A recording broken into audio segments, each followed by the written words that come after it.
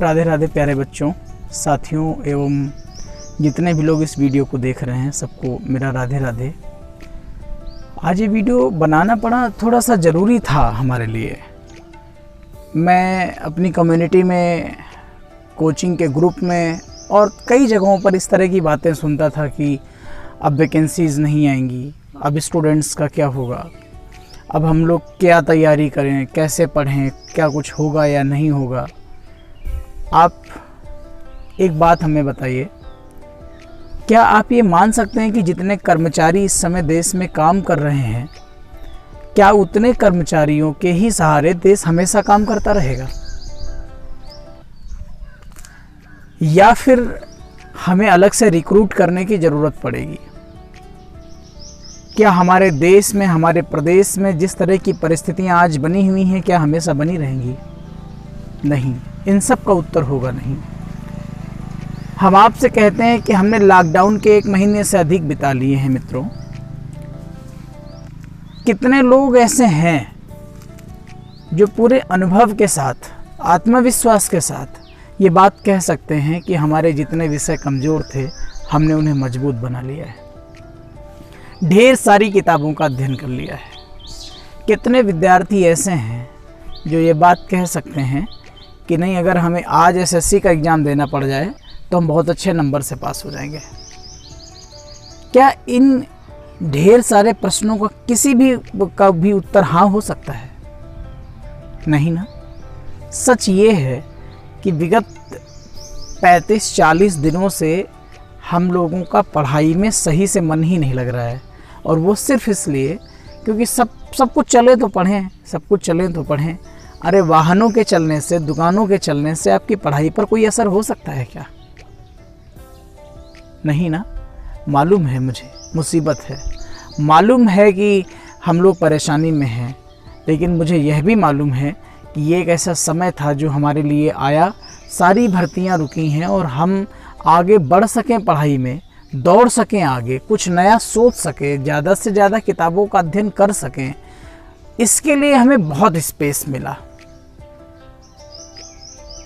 अगर आप बहुत गहराई से, बहुत इंटरनली आप डीप स्टडी करें, अगर आप प्रॉप करें अपने आप को, तो आप ये पाएंगे कि इस लॉकडाउन ने अगर तमाम सारी चीज़ों को ख़राब किया है तो कुछ चीज़ों को अच्छा भी कर दिया है। बहुत सारी चीज़ें आपके दिमाग में अच्छी भी आ गई हैं। प्रकृति ने बहुत सारी चीज़ों को सही भी कर दिया है। और ये याद रखना, मैं कल यूं ही सोच रहा था, ये हमेशा ध्यान रखिएगा कि जब जब आप इस नेचर को अनबैलेंस करेंगे, जब इसका लिब्रा अनबैलेंस होगा, तब नेचर खुद ही इसको बैलेंस कर देगा। ये हमेशा ध्यान रखना है। जिस तरह से हम लोगों ने आज पढ़ाई से लेकर के हर क्षेत्र को मजाक बना के रख दिया है, आवश्यकता सबको महसूस हो रही थी कि हम लोग जो है रियलिटी में आए। मार्केट में इतना अंधापन छा चुका है, कुछ ऐसा हो जिसमें ठीक ठीक लोग बचें। ये आपके भी दिमाग की बात रही होगी। आप जिस भी प्रोफेशन से जुड़े हैं, उस प्रोफेशन में ऐसे लोग पाए गए होंगे जो एक नीच से नीच हरकत करके अपने प्रोफेशन को बढ़ा सकते थे। वो कोई भी इंडस्ट्री हो, तब आपको भी कभी लगता होगा कि ऐसे लोगों का कुछ हो जाए यार। तो इसको समझिए, इसको जानिए। स्कूलिंग से लेकर के कंपटीशन के सभी बच्चों की मैं बात कर रहा हूँ। अब मैं एक विश्लेषण देता हूँ, आप जरा उसको सोचिए कि यदि गवर्नमेंट रिक्रूट नहीं करेगी तो उसका काम चल जाएगा, ये आप कह रहे हैं। लेकिन आप बताइए, कई अगर दृष्टिकोण देखें तो अभी आप देख रहे हैं कि यूपी SSSC ने ये अलाउ किया कि 5200 लेखपालों की भर्ती आएगी। और डिफेंस सेक्टर में क्या आप ये मान सकते हैं कि डिफेंस की बिना भर्ती हुए देश का काम चल जाए? मेडिकल जोन में बिना भर्तियां हुए देश का काम चल सकता है? इस समय की परिस्थिति में हमारे देश ने जो महसूस किया है दोस्तों, वो यह भी है कि मेडिकल इनसफिशिएंसी हमारी गवर्नमेंट के दिमाग में ज़रूर गई होगी, इसमें कोई शक नहीं है। ठीक है, और दूसरी बात, आप ये भी सोचिए कि टीचर्स रिक्रूटमेंट बच्चों लगातार होनी ही होनी है, वो कभी रुक नहीं सकती, कभी नहीं रुक सकती। सो मेरे प्यारे बच्चों, आप इस तरह से कभी मत सोचिए कि कुछ नहीं होगा, सब कुछ होगा, बशर्ते थोड़ा ख़राब समय चल रहा है और हम यादों के सहारे मुस्कुरा सकते हैं। पीछे तमाम सारे ऐसी घटनाएं हमारे जीवन में आई हैं जिनके सहारे से आपकी डायरी और कलम उठ सकती है और प्यारा सा आप कुछ लिख सकते हैं, जिसके कभी क्रिएटिविटी माइंड में नहीं आई होगी, वो भी पुराने दिनों को जब याद करेंगे तो कुछ लिख सकते हैं। गुलजार साहब ने कहा है कि बड़ा मुश्किल है तेरी यादों का कारोबार करना, मुनाफा कम है पर गुजारा हो ही जाता है। तो यादें भी इतना गजब का कंटेंट हैं। आप कोचिंग क्लास में किस तरह से बैठे हैं, आपकी स्कूल लाइफ कितनी ज़बरदस्त रही है। जब आप स्कूल पढ़ते थे, जब आप कोचिंग आते जाते थे, तो कभी आपके दिमाग में ऐसे ख्याल आए होंगे कि अगर खाली समय मिले, मुझे सुबह लेट से लिखने का समय मिले, सोचने का समय मिले, तो मैं कुछ अच्छा लिखूं। कभी मुझे खाली समय मिलेगा तो मैं अपने लिए कुछ लिखूंगा, कोशिशें करूंगा कि ये लिखूंगा। तो यादें अपने आप में इतनी पावरफुल ऑब्जेक्ट्स हैं, इतनी पावरफुल कंटेंट हैं कि आपकी डायरी उठ सकती है और आप कुछ लिख सकते हैं।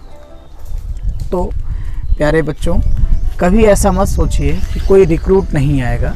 बस ये सोचिए कि अभी आप उस रिक्रूट के लिए कुछ तैयार हो पाए हैं कि नहीं तैयार हो पाए हैं। मैं दावे के साथ कहता हूँ, कोई रिक्रूटमेंट सरकार नहीं बंद कर सकती, और सरकार बंद करेगी तो कोई शांत नहीं रह सकता। ये प्रजातंत्र है, ये राजतंत्र नहीं है। इसमें हमारी अव्यवस्थाओं को सरकार को नज़रअंदाज कभी नहीं करना पड़ेगा। हमेशा ही हमारी व्यवस्थाओं को, हमारी अव्यवस्थाओं को सरकार को देखना ही पड़ेगा, फोकस करना ही पड़ेगा। और ये हमारे अधिकार हैं, हम इसे छीनेंगे। हम स्वतंत्र भारत के नागरिक हैं, हमारा देश आज गंभीर समस्या में है, हम सरकार के साथ खड़े हैं।